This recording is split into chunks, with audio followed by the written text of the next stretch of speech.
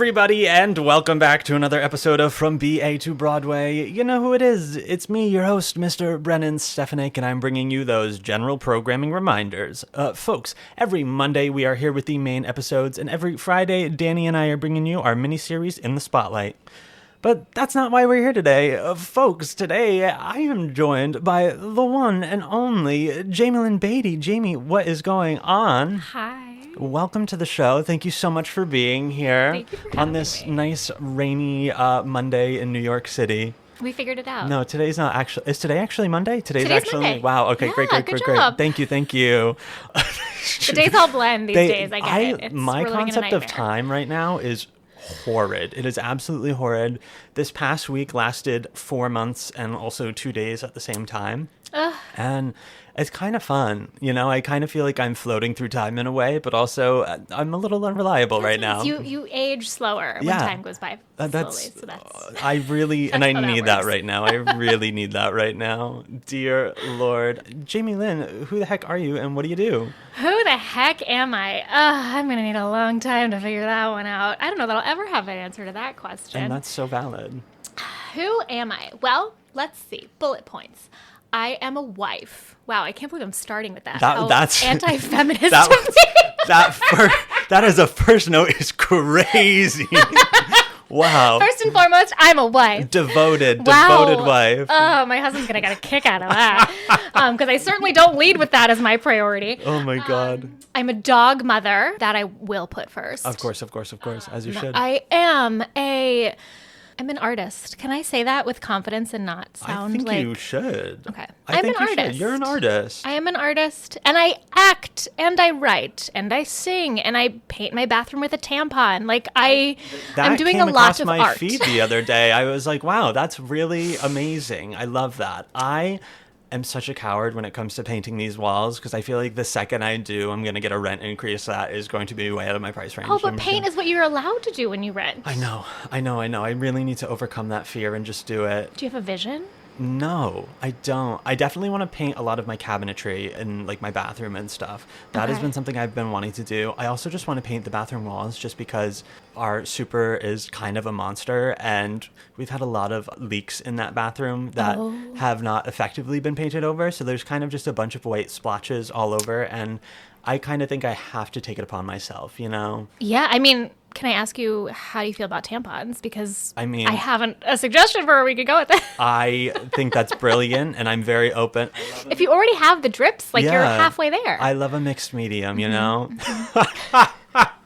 This is good. This is an interior design podcast. It truly is, folks. Welcome. Jaime Lyn, the question 2 is usually how do we know each other, but we really don't. You were so brave to answer a stranger's DM, and I, for one, am very greatly appreciating of it. I was just explaining I'm bad at housekeeping my social media, and so messages will sit not even like unread, just like unnoticed for so many months. I don't even remember when you reached out, and I was like, and then I feel terrible because I go, oh my God, I'm so sorry because I hate disappointing people. Hey, you know what? You didn't disappoint me, I promise. You know, Jaime Lyn, did you go to school for theater? I did. For a few different schools. Oh, okay. Amazing. I've been doing theater school for a long time. So I guess to rewind it, and we were just saying this earlier, I'm from New York City originally. So I went to the Fame School, LaGuardia High School. Wow. When I was a young high school chap. Lovely. Mm-hmm. So that was where like theater school started. That's about as like theater school as you can start. I don't know. Actually, that's not true. There's like professional performing arts school, which is a middle school. But I started in high school, and I was a drama major in high school, which is a wild thing.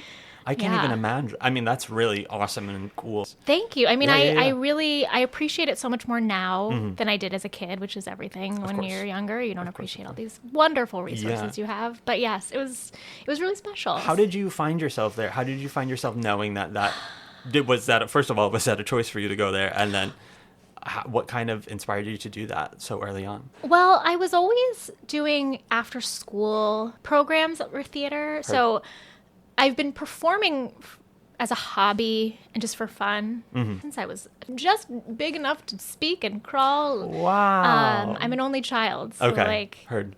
I talked to my toys a lot. Yeah. And my parents were like, we should get her around some more people, some more humans. But I think like so I was part of a program called Wendy's after school program. Amazing. Shout out to Wendy Tonkin. Shout out to Wendy.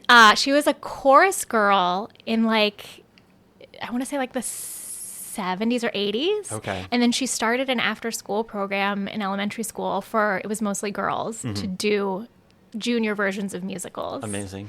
And so I think because I had grown up going to Wendy's after school and doing all of the junior versions of the shows, when high school came around, and in New York, you apply for high schools. Yep. And there are 4 specialized high schools, at least at the time when I was going through the system. And LaGuardia was one of the specialized high schools. And I was like, well, I'm not going to do math. I'm not going to do science. I think there was like a technical high school. And then I was like, but theater? I know and love that. So it was like, it felt more fun to go to a school that had a focus. And did you have support, like family-wise and stuff, in terms of like pushing you in that early? Because like, I feel like that might set a precedent of like, this is going to be the path, you know? My parents, I will say, have always been so wonderfully supportive. And like now as an adult, looking back on that too, I go like, that is such a gift to be able to have them, as a high schooler, be like, yes, you can do this hobby as part of your schooling. Yeah. It was a huge gift. That said, they are also, both of them are professors. Oh, okay, amazing. And so I had a passion and like a respect for just learning outside. Yeah. Like I wanted to learn, and I loved science as a kid, and so it was important for me as well to get a well-rounded education. In LaGuardia, it was really like half of your day was spent doing your academics, and then the other half was your chosen art. Amazing. So I liked being well-rounded. Yeah, that rocks. And they supported that. You did have to do academics and stuff. I guess that makes sense logistically. Yeah. But what an interesting, I don't know, I can't even imagine having like the confidence to say, I'm going to do this and kind of commit myself to this that early on, you know? It's interesting. I've never thought about that. In a way, it was all I knew, because since I'd been doing it since I was a kid, just for fun, I was like, well, this is something I know I like. And especially when you're that young, you don't know what you want to do with your life. No. I still don't know what I want to do with my life, but I know what I like. Yeah. And I know what I don't like. I certainly know what I don't like. It's questionable if I know what I like. Heard. But I was like, follow the joy. And I was like, I know that this is something that brings me joy. I understand it. And so for me, it was kind of like the only option. Yeah. And the fact that it was available, I was like, well, sure, please. Heck yeah. I love that. Amazing. Yeah. So you presumably graduated high school. It's hard to believe, but I did. Amazing. So I graduated high school, and it was funny. I will say, so you have to audition to get into LaGuardia High School. And I originally thought that I wanted to be a classical voice major. Wow. Am I talking too much about LaGuardia? I know so many details. No, my God. This is really cool. I don't think we've had anyone that really went to exclusively like a performing arts high school of that kind of measure before. So this is really interesting. Please stop me if at any point. But what's fascinating about LaGuardia is, you can be an art major, you can be a music major, you can be a voice major, or you can be a drama major. Okay. I believe they have recently added technical theater. And when I say recently, that's like within the past 10 years. But nice. I graduated high school 20 years ago. You didn't have to out yourself like that, but I appreciate your vulnerability. I'm here about transparency. So I think because I was like, well, I've been in shows before, but I want to be a singer. Like for some reason, having classical voice training, that felt fancy as a kid. I was like, I want to be able to say that I'm classically trained. Of course. I didn't know what the fuck that meant. Sorry, can I curse? Oh, yeah. That's a lesson in its own. Hell yeah. Actors swear, and we do that so openly here. I wanted to be a fucking classical voice trained singer. For some reason, I just thought that was like, I don't know, when you're a kid, I feel like, if I'm being honest, you don't really know what anything is. So you're like, what sounds important? Of course. That sounded important. So I auditioned and I did not get in. Oh, T. But I thankfully, and I want to give credit to my parents, I also auditioned for the drama department. And I did get into drama. Yeah, you did. Hell yeah. Here we are today. What do you think would have happened if you gotten into classical? Who would you be today? Not an opera singer. I don't know that I think So this valid. is a happy accident. Heard. Yeah. Okay. Wow. So yeah, I made it through. Yeah. Was there a lot of focus in a performing arts high school to then go on to pursue a collegiate degree in theater?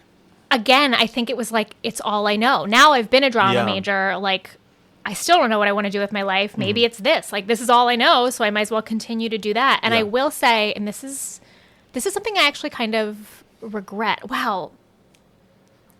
I'm making you think You're today. really making me Yeah. just evaluate all of my life choices. The pivot, it's gonna blow your mind.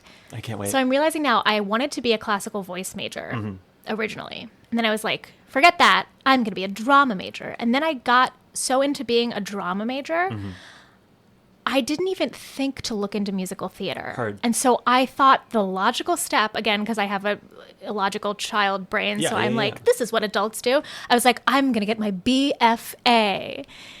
And so that's what I did. And now I Amazing. look back and I'm like, why didn't I do musical theater? That's all I want to do now. So your degree is in drama. So my degree is a drama Wow. Capital major. D. Drama. Capital D. I think the Wow. technical major is theater performance. Okay. But yes, very serious Yeah. acting, which is not at all what I do now. And we're all grateful for that. Were you still like getting vocal training in high school and stuff on the side, or? Yes. I think, and again, I don't know if this is just like a sign of the times, but like, and it's crazy because I grew up in New York, so you would think that I would have had access to better resources. Yeah. But for some reason, when I continued to take voice lessons in high school, I was still doing like arias and Heard. like opera. Like there was no, I wish I had discovered musical theater sooner. Yeah. Because I think it just would have made more sense in my brain. But I really thought there was one lane and then another lane, and you had to stay in either of those Yeah. lanes. And so, yeah, I continued to study for a little bit, but I remember it was just like, I have to learn another Italian song. And I was like, I don't even know what I'm saying. This isn't fun. Yeah. Like, if only somebody had handed me like the score to Spelling Bee or something, I would have been Heard. like, this is amazing. Yeah, It didn't yeah. happen. Okay, so where did you end up going to school? So I went to the University of Michigan Heard. Okay, great. for For acting. drama. For drama. Of course, Theater of course. performance. Yes. I auditioned for Carnegie Mellon, did not get in. That was heartbreaking. I auditioned for Boston Conservatory. It was like all the Yeah. ones. Again, this is a thing. I'm just going to keep going back to this. There is this narrative that gets put in your head when you're younger that like these are the only places you can go to that you will be respected for, and it's such a crock of bullshit. It really freaking is. It really freaking is. Especially Truly. nowadays, like we talk about just making your own education on here if like conventional education is not for you and just like pulling the trigger, moving to the city and just taking different kinds of classes and stuff. But like, especially now, there is so much innate and raw talent that is being brought out in people and being discovered in people. I feel more rapidly nowadays where like you can really hone yourself in so many different environments. And like, especially those rigorous BFAs, like dancing from dawn till dusk, like that is not for everybody, you know? So it is really fascinating. I mean, these narratives are still being pushed, you know? It Yes. is BFA or bust. It is hundreds and hundreds of thousands of dollars or bust, and it's just not feasible anymore. Oh my God. Absolutely You know? not. Yeah. No. Heard. Yeah. I mean, I still fully feel this. Like, even to this day, I go, like, I got a lot of wonderful things from Michigan, but, like, I don't know that the skills that I use today, I can look back and thank my BFA for, which Heard. hurts a little bit to say, Yeah. but I go, if I really look at what I've learned and what I'm still learning about being in this business, I have learned most of it not through Yeah. the thousands of dollars we took out in loans and Of course. spent on this degree that I like on paper it's great, Yeah. yes, but like yeah, I mean you hear this probably all the time just Yeah. in hosting the show. Like Truly. I it's- mean, I always say too, I'm like, most of what I know about theater and the business and myself as an actor today really didn't come from my college like degree in that time or anything. I definitely am so glad, and I definitely needed to go to that school because it helped me become like a real person. Like that is truly when I kind of saw what the world is like. Because I came from a tiny small town, middle of nowhere, and then I went to this big, really... Where were you from? I'm from a little small town in Massachusetts called Blackstone. Nobody's ever heard of it. Maybe I have. I'm like, it sounds familiar. I love that. And then I went to the University of Massachusetts Amherst, which is like Sure. wicked big school, Western It's a Massachusetts. very good school. It's gorgeous. It's there's so much to do there. Theater program, who's to say, blah, blah, blah, blah. Doesn't matter. No, it doesn't matter. But like, I truly, like, that was my first exposure to like real big diversity and community and like an environment that like fosters art and just like a whole town and cities around that like really value what I was passionate about. And that kind of really opened me up to be like, oh, okay, wait, no, there is a world out there in which all of the things that I would like to do feel so much more achievable, Sure. So I definitely needed to go there and spend that time there because that is what made me actually discover myself and know that I could be a functioning adult in this society, Absolutely. in whatever way I fit in. So Yeah, I feel like that skill of being able to learn how to learn on your own and like accept that there are lessons and things and wisdom to be had all around you. Yeah. Like it's a mindset, and once you adjust to that, you go like you're constantly learning, and like especially when you're in college, like at that being able to be in a community where that's supported, it's so valuable. Totally. Like a sponge. No, truly. And like I was actually just talking to Mariah last week about kind of how like growing up in the kind of environment that I did, like most of the people that I met and became close with, like I was out of circumstance, like they were the people that were the most similar to me. And then once I was exposed to like a greater environment, like I learned that there were a lot more differences than I would have thought. And then I found people that were truly like really like me. And what a beautiful thing, This is just from such a larger perspective outside of just art and theater. Like that's such an important lesson in the world is like, explore outside your comfort zone, get to know people who aren't like you. Yeah. It opens your worldview. It makes you appreciate so much more beyond your little circle. Yeah. It's like, this extends so much further beyond theater, but also theater is, and the community, we're so blessed that we're in such an accepting community of people who like are able to live fully as themselves. And I hope that continues. But yeah, I mean, that's like a wonderful philosophy in general. Yeah. And like while I was in college, I did some community theater in the town around as well while I was there just to get some more shows under my belt. And like, there were a lot of adults performing in these shows that kind of just treated me like an equal, which was also new, where I was like, oh, okay, wait.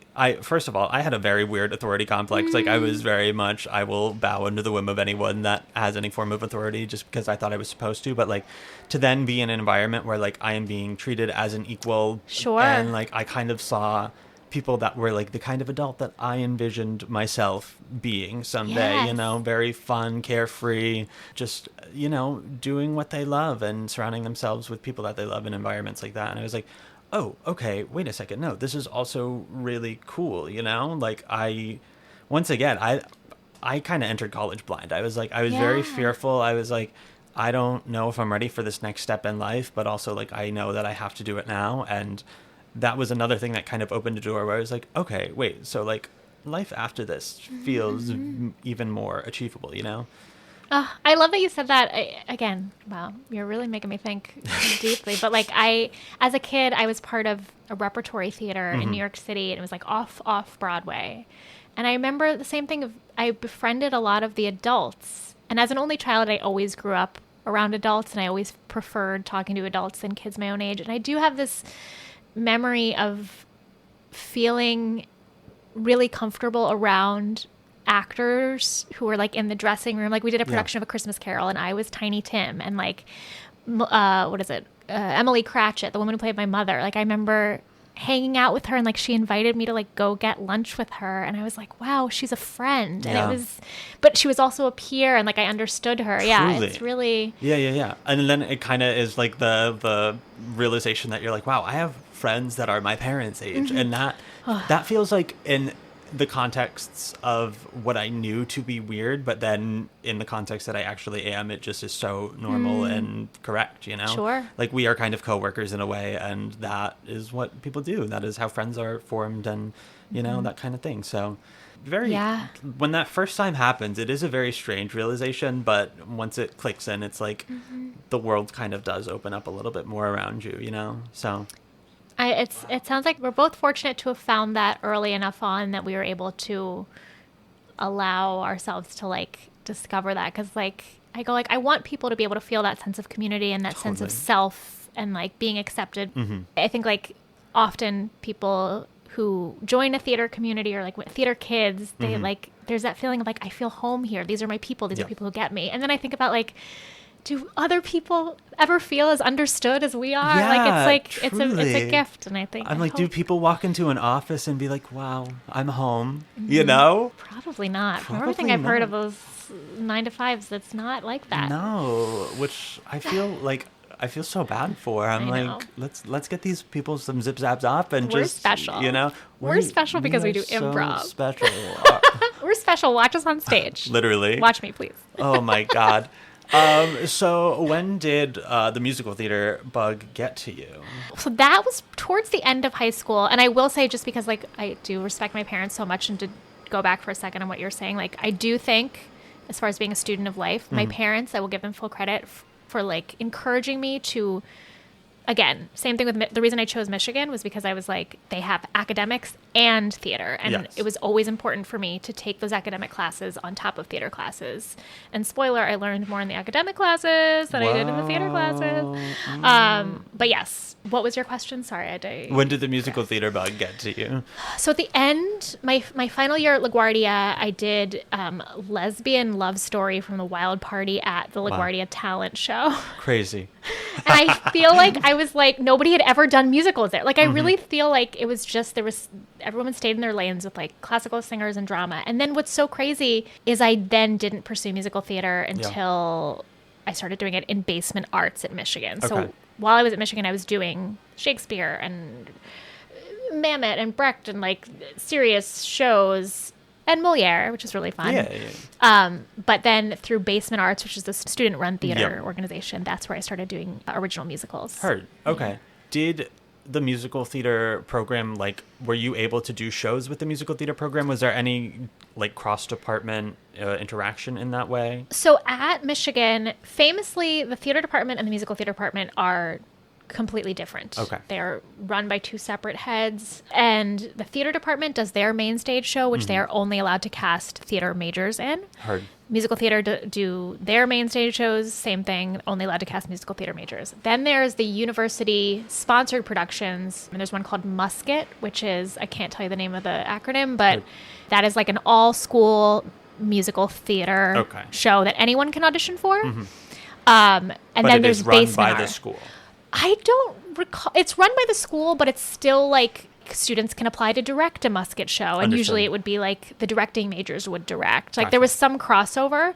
And the answer to that, short and sweet, is no. I was not a part of Musket shows, and I wasn't a part of the musical theater shows. But, and here's a hack I learned from a friend of mine. You could email the musical theater professor and ask to take the senior performance class alongside the other musical theater majors. Essentially, I guess you would audit it, or you might get like a small amount of credit, but I did that. And to this day, I learned the most in that one semester.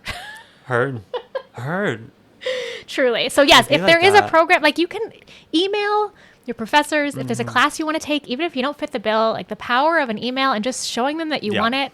If there's anything that can be learned from this, is that there are no rules. No rules. There are no rules. You know, anyone. Especially when you're paying. Oh my God. You are the customer. Yeah. And I mean, especially if you're going to like a bigger university of some sort, like if you email a professor and there is no like official way to do anything, the classes are big. You know, you can get in, you can get in and go unnoticed by the greater organization as a whole. And a lot of them are so willing to do that just so you can learn, and also so they can work with talented people, you know? So, I mean, if there is something you want to do, just try. Just do it. Just send an email, you know?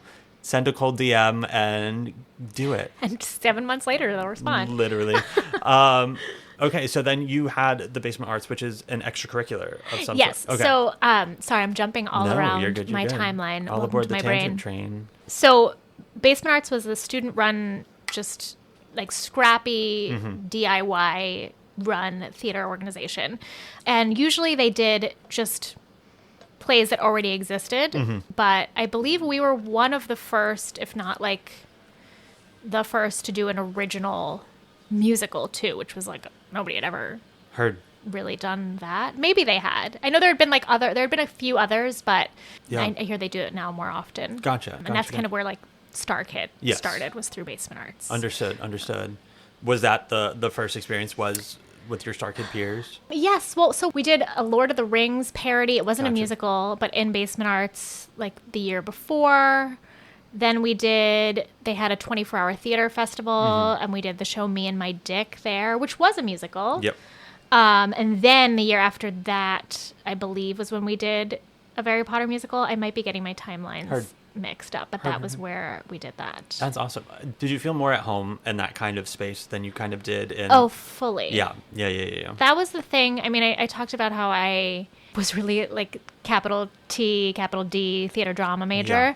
And I think when I discovered comedy, I was a little bit sad. I was like, where has this been my whole life? Like, why didn't I just do this? Yeah. And same with musicals, where I was like, oh, I love this so much. Yeah. Like, I already was so excited about learning about this side of myself. And then when I found deeper holes to dig into, I was like, Yeah. oh, it gets even more, like me. I feel more seen. Truly. Yeah. It's those kinds of spaces that I have often found myself gravitating more towards the most. Like, I never performed in a main stage show at my college because it was never anything I was interested in. It was very Sure. it was only straight theater, like no musicals whatsoever, and it was all like new works, very like with the times, and and I mean some of the stuff was good, don't get me wrong, but it just wasn't what I felt like I needed to learn the most based on what I wanted to do. So I ended up doing all my shows with our extracurricular theater group, the theater Amazing. guild, and like that is where I found the people that I gravitated more towards, and who felt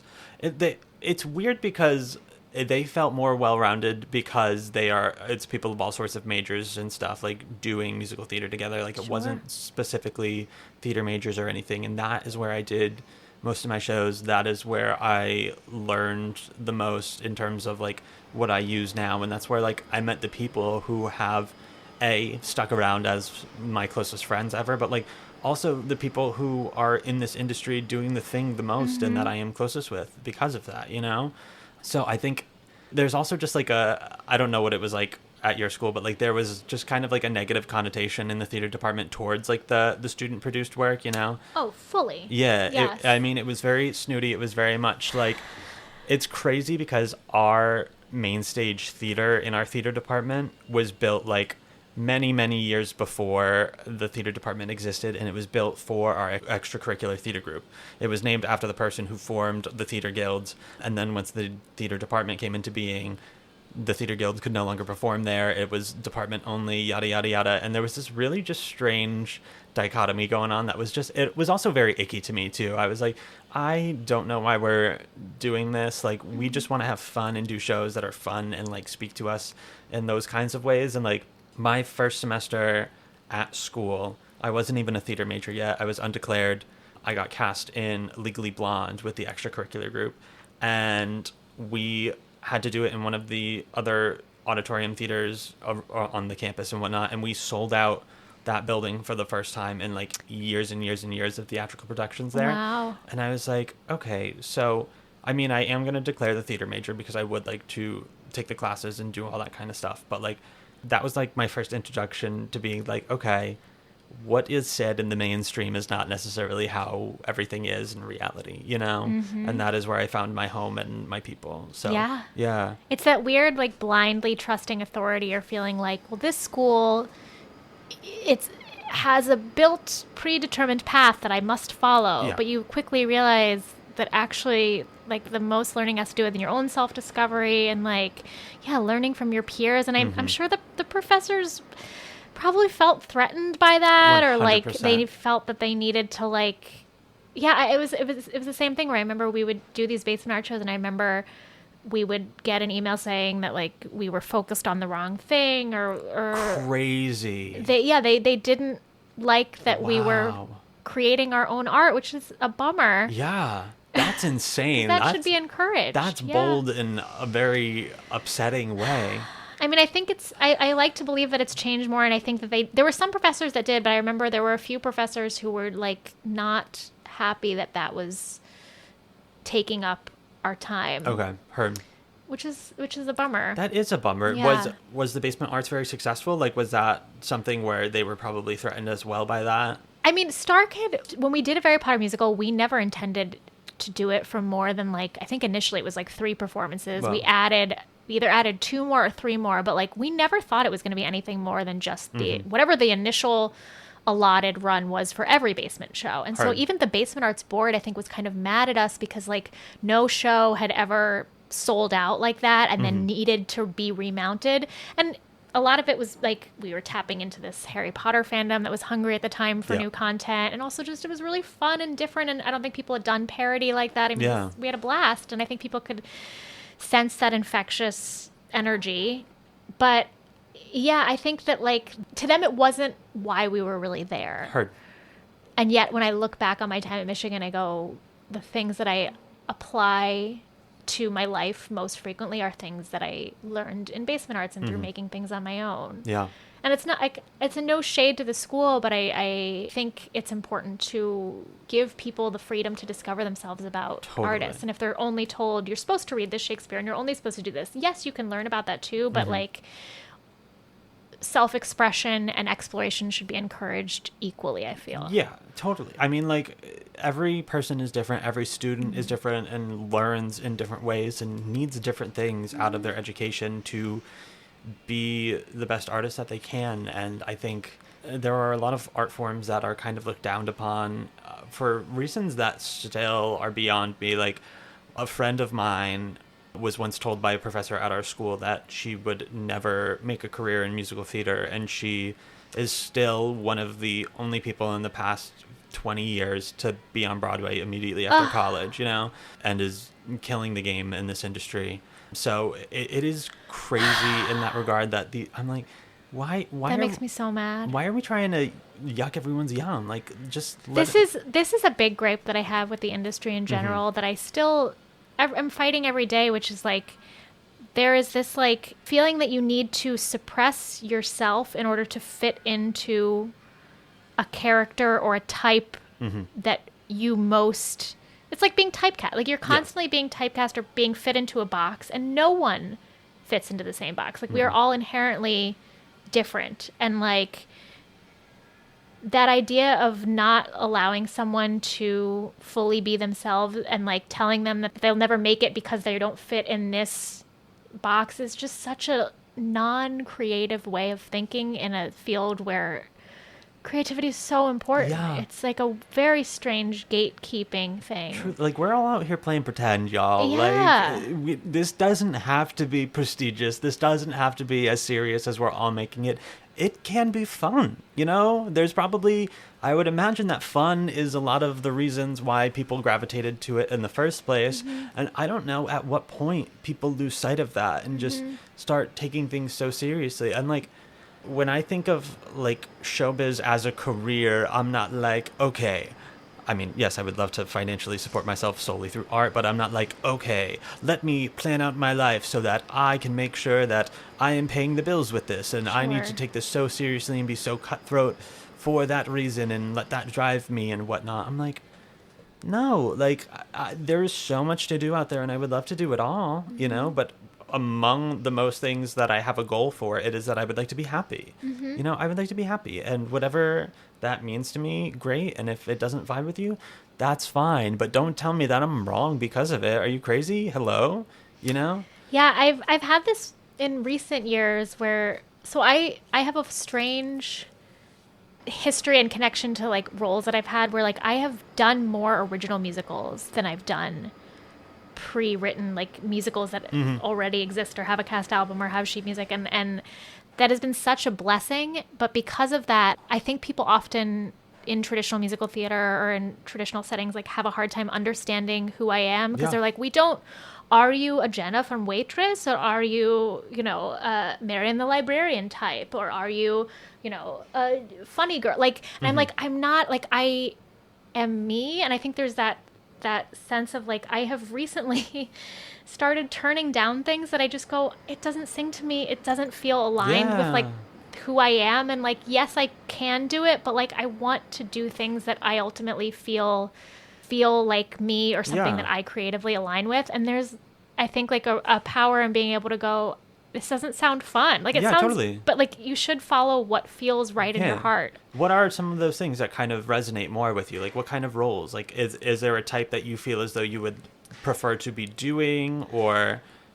I mean, I think I love clowning and physical comedy and improv. And also I really love like really dark comedy and like dark drama, but like I don't know that the role that I want to play even exists out there already. Like and I like that challenge of going, I want to find what that is.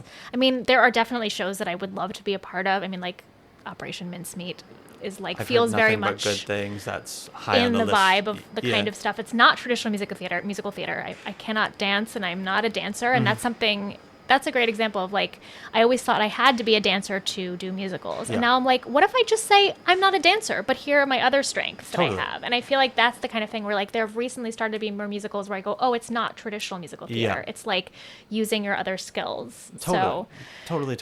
So yes. I feel that, especially a lot lately, like I am seeing a lot of roles that like normally I would be perfect for. And then at the end of the description, it's like extremely strong dancer. And I'm like, why does that need to be the case? Because it hasn't been traditionally. So why are we making this a thing now where so many things you have to have this exceptional skill just in case or whatever? I'm like, there are so many other things that I am good at. And quite frankly, I feel confident enough in myself nowadays to say there are things that I am better than most at. And I feel like there is just a well of untapped potential that if we just looked at things with a little bit of a different lens, that I could be so useful to so many people, Yeah, I don't think you have to like know exactly what you're perfect for. Like, I think part of the journey is like, because no one really is. I mean, it kind of goes back to what I was saying too with like putting people in boxes. Like, I've talked to friends about this where like, because I've almost exclusively done original musicals. Sometimes when somebody looks at my resume, they go like, I don't get what type you are. And I go, well, it's almost like those casting breakdowns are just an easy way for the creative team to be like, oh, you're this kind of person. When really it's like, no, you just bring your own version to it. Truly. True. Is there a specific kind of type that you feel as though people try to put you in more? Well, when I'm now at this stage where I am no longer getting like younger ingenue roles, and I'm kind of like moving into my mom era, which I'm honestly cool with, and I love it because it's less dancing. I'm like, give me the park and bark roles. I mean, I have actors who I admire. Like I love Elaine Stritch. I love Parker Posey. I love Wayne Brady. I love like Harvey Fierstein. Like Bill Irwin. Yeah, that's the thing. Ali Mozzie. Heard. Like, she's an example of somebody who, like, obviously can do traditional musical theater, but she fully made it her own and is such a brilliant comedian and has her own voice that I go, like, she just, like, she elevates the character because she doesn't do it inside the box kind of thing. Totally. I do feel like we're starting to enter an age where, like, our generations are starting to take the positions of power a little bit, or like they're kind of sneaking up to like those producer roles, those director roles. And I kind of see just like a shift on the horizon where there will be more openness to non-traditional things. And I am not on that side of the thing, but I feel like I just see the tendrils just starting to sneak in, and it's like, we're going to change it anyways when it's our turn, so we might as well just start doing it now, right? I mean, that's kind of the spirit of basement arts, and we were saying earlier about the professors not necessarily supporting the student theater. It's like, I think you have to... everybody kind of looks back at what they know as, that's what's safe, and that's what they want to continue forward with. But I do think there's something to be said about... I give a lot of credit to professors and people who look towards younger generations and go, what is current now? Like, what is popular now? What do you gravitate towards? And like, learn from people younger generations. Truly. I'm still doing that. I have so much to learn from people who are younger than me. Like, I think that's something that's often frowned upon, or weirdly, like, there's this like weird ageism Heard. in college settings and in so much of the world where it's like, I have more life experience, therefore I know more. Where like, it's not about the life experience, just like you can learn. There's learning to be had everywhere. Truly, like everyone has something unique to bring to the table, and anyone can learn something from anyone, depending on what that is. So yeah, it's so. I know. I hope you're right. Like I hope that there's a new generation coming up that will bring new perspectives. And it's not to say that like your time is up to anyone who's gatekeeping now or anyway. But I just think like so much, like we were saying earlier about the adult friends that we had in the theater communities. Like we're all the same, and if you just trust each other. To learn from one another and collaborate together. There's so much. Once again, humans are all different, and what we can bring to the table can be different and weird. And like now, there's shows like Oh Mary out there that are like taking the theater like world by storm, and it's like that is crazy and out of the box and a very specific kind of perspective that someone would need to take a risk on, and it is clearly working. Like these things are working. I mean, the thing I will say is like having a strong point of view. That's your most valuable thing as an artist. Truly. It's just a point of view. And it goes back to like knowing what you like, knowing what you don't like, and like fully just committing to the bit. And the right people will find it and appreciate the authenticity of it.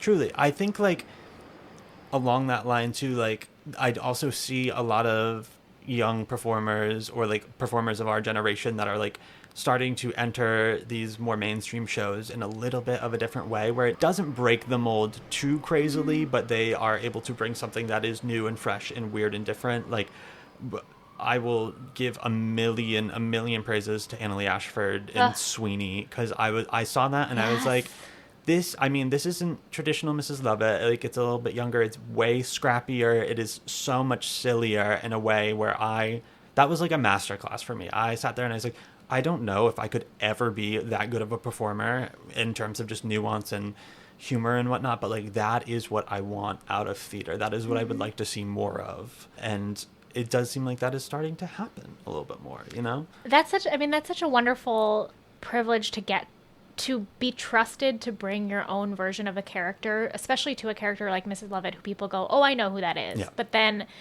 like, I will say, I think it is a privilege. Like, I think that being able to like fully reinvent a character, like a lot of people are I think afraid to let people do that because they go, I don't know what you're going to do with it. So there's a sense of trust that goes with a performer who go like, bring yourself to it. And I think that like giving a performer the freedom to reinvent the wheel kind of, I mean, so many of these tours, like often I've heard will like look for like a cookie cutter version of exactly what is on Broadway, which is not to say that like that's, of course that's wonderful, but like I come from a background of like fresh choices and like sketch comedy and improv and like not wanting to do the same performance every single night. Like I don't know that I like can, or else I would go insane.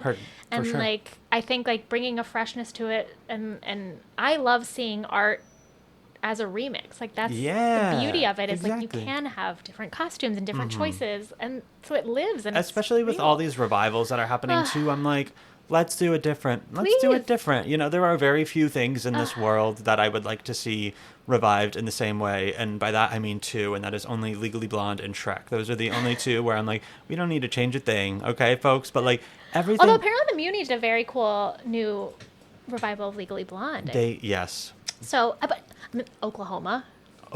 I loved the new Oklahoma. Sunset have you seen Sunset? I have not seen Sunset yet, but that was my first experience with Sunset Boulevard, and I thought it was amazing in a way where I was like, I don't think I would want to see this any other way. I don't think I would want to see this in the sense of a traditional musical theater situation. This felt really just so interesting in a way that I really would love to see more of. And you know, it's also a big risk. You know, it's very conceptual in a way that could end up going a little bit too more. That's wonderful. If we're not taking risks in art, like 100%. We are fucked as a society. I'm like, this is the place we should be able to do it. Yep. 100%.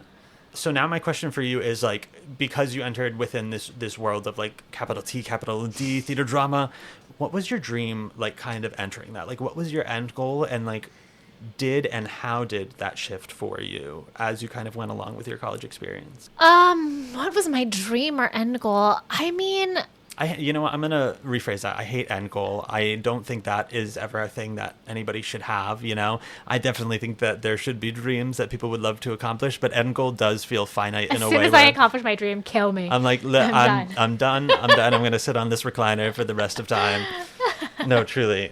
Like, what were you looking for in life? And I mean, I think I've thought about this recently, and it sounds sad, but it's not.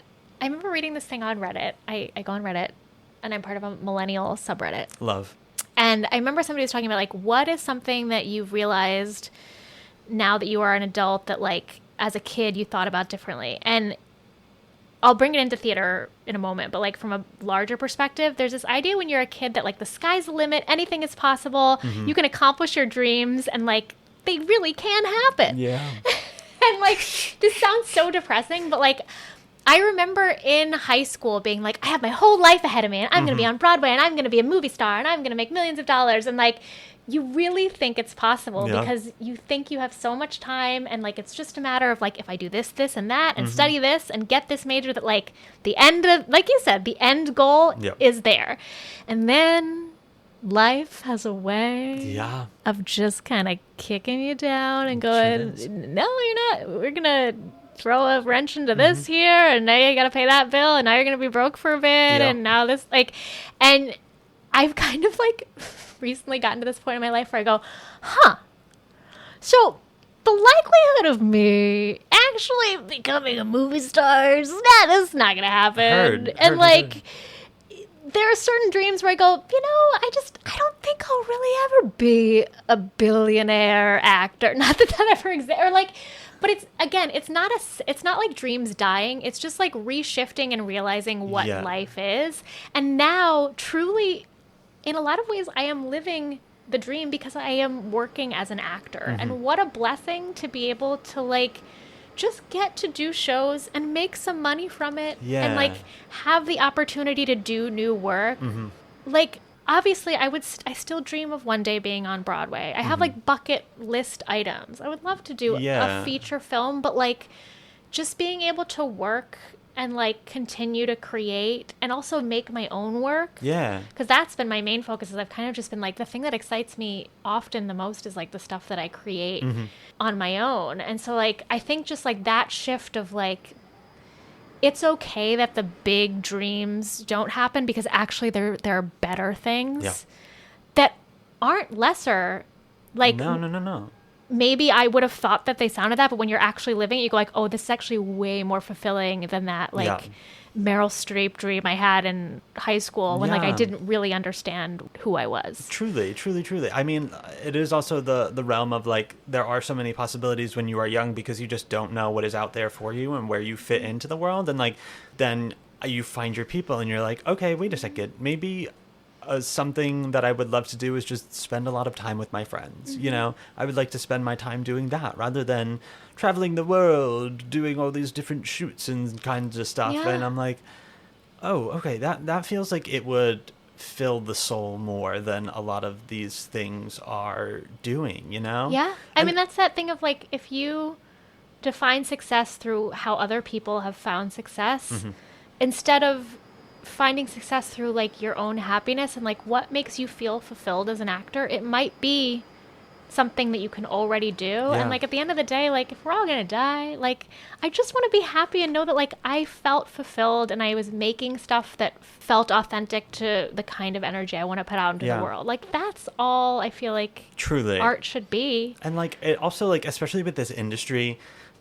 as you kind of get closer and closer to what the things are, the veils that are ripped back they can be very misleading, you know? Like, I will say, I still operate in a realm where I'm like, I would at least like to try everything once, you know? Like, I would love to be in a movie, I would love to be on TV, but, like, the idea of being a part of, like, a long-running successful TV series almost sounds kind of dreadful to me, you know?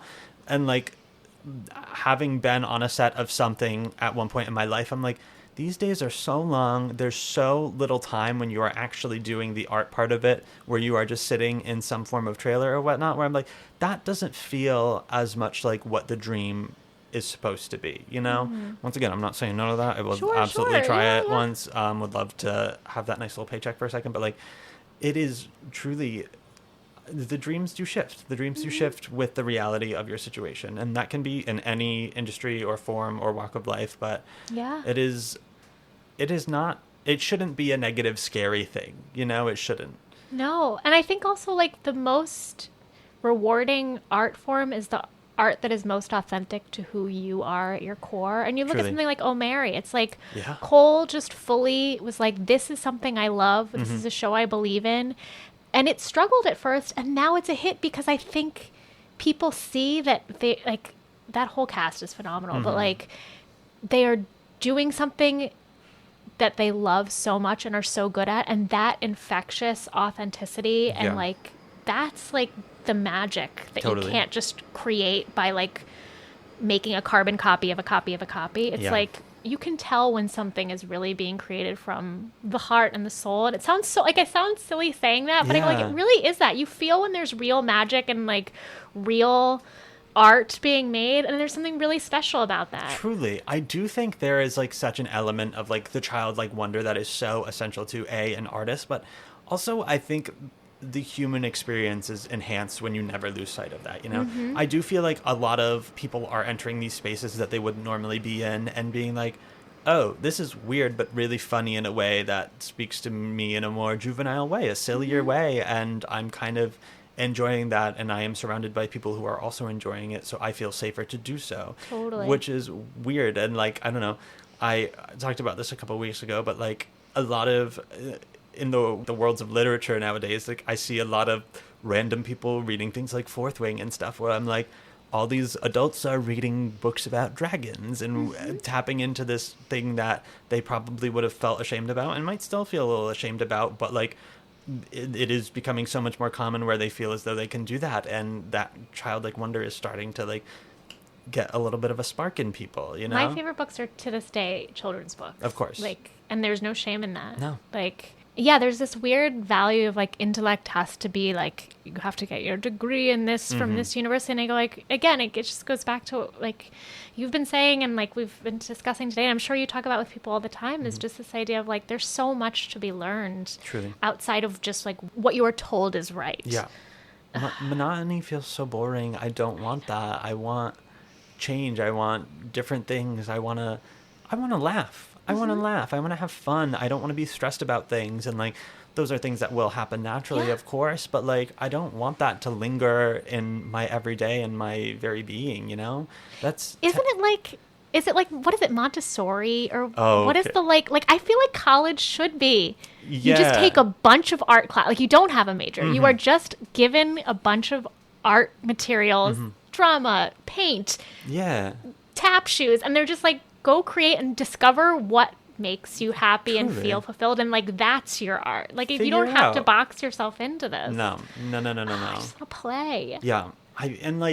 I do feel as though we are starting to see more spaces, at least, that are Sure. welcoming of that in the city. And like, I feel like a lot of the theater that I see and feel more fulfilled by like nowadays are like the little off-Broadway things too, where I'm like, this is unconventional, this is lighthearted, and you can tell that people are doing this because they wanted to and they feel passionate about it, you know? Like those kinds of spaces where I'm like, okay, this feels like more like my speed. This feels like kind of what would fulfill me and make me feel just satisfied in the soul, you know? And we need that. Everyone should have that. And those spaces could be different for everyone, but like the fact that this is the kind of space that is needed for so many people is kind of something that we need to lean into. How do we do that? Who's to say? But you know what? That's a problem for just me wanna in the play. future or someone else on a different day. I don't know. You know, I just want to play. I just want to have fun with my friends. Yes, you know, please. like my friends are oh so talented and And like beautiful. glue stuff together and like make our own dang props. Literally. Like shows don't need to have $1 million budgets. No. Put up a Broadway show with $200. It'll be the most creative thing you've ever seen. I bet 100%. And we've all been there. It's not like we don't know how to do it. Everyone has done a $4 budget community theater. That's a good creative exercise. Yeah. Like, I will say my one day in the sun on TikTok, like my one viral thing in the world was I entered a very questionable community theater space in high school where every summer they would do Harry Potter as a play. It would just be the movie script. Oh. In a theater with no budget. Did you get a cease and desist? Oh, no. They skated through. I also kind of posted it because I was like, I kind of want y'all to get in trouble a little bit. Wow, that's cool. And it is just so scrappy and dumb. And like looking back, we took it so seriously. It was like so important to us. But like looking back, it was so dumb and silly. And I'm like, I am so happy I did that because I truly learned so much about what is possible. Yeah. It wasn't good. It wasn't good by any means. No, but the dumbest thing should be taken the most serious. Exactly. That's like a rule. Yeah. Like you can't. And you know what? We can still do that. We can do that with a $200 budget on the biggest stage in the city and have it be just as successful. I don't walk away from a big budget show going like, wow, that was so creative. I go like, wow, they had a lot of money and they were able to like dream big. But like, I love going to shows where I see the props are made out of cardboard and I go, wow, you thought of creating. I'm going to shout out my friend, Brendan Bash. He's a prop designer for off-Broadway shows. Amazing. I love Brendan. His mind is truly a thing of beauty, and he created, so in the off-Broadway show 5 that we did last year, they had to create a giant like microphone for Hillary to sing at, like an old-timey broadcasting microphone.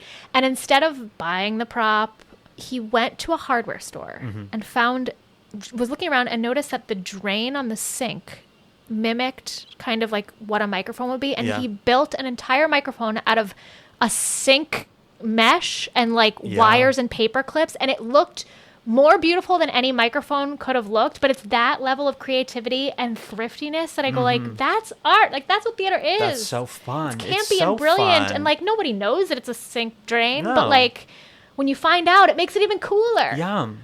Arts and crafts, man. Arts and crafts. Arts and crafts. Everyone should go out there and just find a hobby of some form of craft or not art. Theater. It'll make you a better actor to have hobbies that are not theater. True. That's another thing too, where I'm like, I do look at this as a career in that regard, and because of that, I do need to have some form of separation. And like my people can still be theater people, but there needs to be facets of us outside of that exist where we have different things that we like to do for fun that just have nothing to do with that, you know? I love a board game. I love a freaking board game, and I love my silly people, and the two of those things together is one of the most beautiful experiences in the world. That's beautiful. Yeah, truly, truly, truly. I'm like, it's tough, though. It is tough, because it does feel like this is your whole world, especially when you're in this city and you're on the grind of auditions day to day, and like you need to focus on, I have to go home after this long day of waiting in a holding room and then film 2 self-tapes and stuff. But like, you need to have your outlets that are not that, because you just need to be you need to be a person. You get a little crazy. You get a little crazy. Yeah.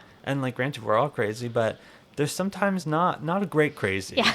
There's good crazy and bad crazy. Yeah. Truly, truly, truly.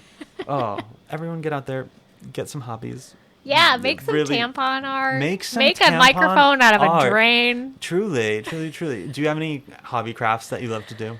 I mean, I have so many different crafts that I dabble in, and it's probably better that I don't stick to one, because I like to just try new things and get my hands dirty. So like anything that involves getting messy. Like I can never do knitting or crocheting because I go like, there's no mess involved. Interesting. So like I love painting, but like I'm a terrible drawer. But like anything that's like abstract painting, or like I do a lot of collages. I recently bought like a jelly printmaking. I'm still trying to figure out how to do that. Heard. Yeah, That's and fun. I intentionally have made it a distinct choice to try to find hobbies that don't involve screens. Okay. Like I will learn about it typically on TikTok. I'll be like, oh, that sounds fun, and then I'll like get the materials to try it. But I'm trying to find more ways to do analog things in my life, because too much of the world is on a screen. It really is, and it's very bleak, and it's very it's draining. It really is draining, and like I often find the times where like I have ended up doom scrolling for periods where I didn't intend to, and so much time has gone by, and I'm like, I feel disgusting right now. Like, I need to do something with my day. I need to go for a walk. I need to be in the park doing something, you know, like, it is crazy how much it consumes us. And things are just scary right now, and I we need know. to find as many outlets outside of that as we can. This is a time for community more than it has ever been needed before, you know? And luckily, there are so many great communities to be had in what we do, and so many wonderful people. So it's tough to, like, come to the realization that once you're in adulthood, you do kind of have to work on a social life. Like, you do have to schedule your social life and plan things ahead of time, and it seems counterintuitive to the whole idea of that, but like that is what you gotta do, you know, and it is so important that you do it. I don't know. And I will say too, like, encourage yourself to like take your social life outside of just a bar setting or hanging out in the evening. Like, I've been like throwing little craft hangs, and it's amazing. I'm like, we're doing at 1:00 p.m. on a Saturday, we're doing arts and crafts, and people are like, I love that I don't have to drink. There's no, like, it's not at night. Like, people want to be able to do other social activities outside of just like going to bars or going out to clubs. Like, Truly. do creative stuff together. Do things like, there's so much you forget. I feel like when you're an adult, it's like, well, I can only do like these. It's the same thing. It's like, I can only do this, and that. Of And course. you're like, no.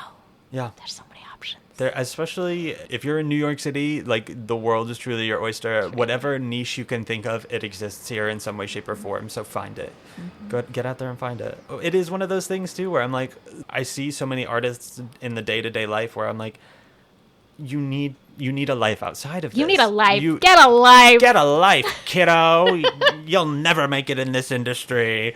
It's true, and it's scary, but like, I mean, I don't know that I have a life. I have hobbies that maybe like you could collage together into like I'm fully saying this when I a paper mache version of a life, but I'm like, I have a life maybe like once a week, but like I can't say I confidently have that, but I'm here to tell everybody else how to live their lives, not my own. This isn't advice for me. I could never self-therapize like that. That's what I pay someone for, you know? Oh my gosh. Also, go to therapy, y'all. True. Please go to That's therapy. the real journey of self-discovery. I feel like this has been just like so much of a life podcast today, which is so wonderful. Is there any other notes of art and theater that you like, wisdom that you would like to share with the people? That's such a heavy burden. Yes, of course. Create a life. I don't know. I'm like, just have fun. Just do what makes you happy. Be like selfish to your like inner child. Wow, that sounds so heavy, but like true. Truly. Like, don't take the world so seriously. Do what's fun. Like, find ways to have fun that don't involve screens and alcohol and theater. Get some glue. Truly. Get some paint. Get a tampon. glue. Get a tampon. Paint your bathroom. If you don't know, this is because I painted my bathroom with a tampon. Yeah, I was People going to say, are going to I listen don't to this and be think like, why is this girl talking about tampons so much? I don't think we specified that at the top. Oh, no. Oh, wow. You know what? The tampon let is them what you think. make of it. Yeah. That's what they always They'll say. figure it out. I'm always saying that. I've always been saying that, and I always will say that. And do you have any advice for the young Jaime Lyns out there? There are no young Jaime Lyns out there because Whoa. there's only one me and there's only one you. And just live fully in yourself. Wow. That was truly a mic drop moment.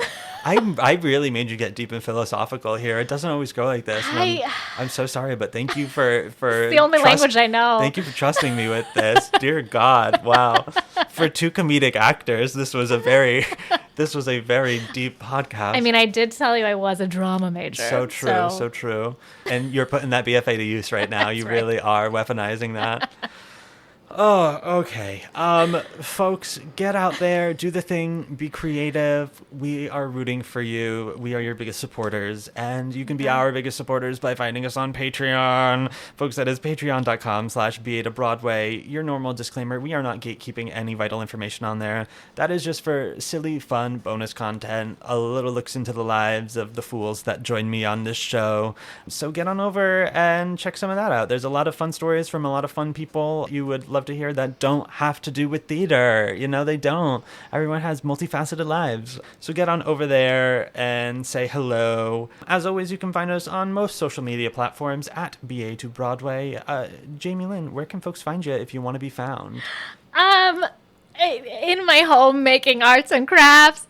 I'm on the internet. What's my thing? JL Beatty. That's it. That is a and question only you put can an at answer. sign in front of that, and you'll find me. Just Boom. use Google. There you You'll go. find stuff. There you go, folks. Jaime Lyn, thank you so much for being here today. This was an absolute delight, and you are welcome back anytime. Thanks. Truly. This is fun. And until next time, folks, bye. Bye. From BA to Broadway is created, produced, and edited by Brennan Stefanik, music by Dylan Kaufman, and cover art by Jordan Vongsithi.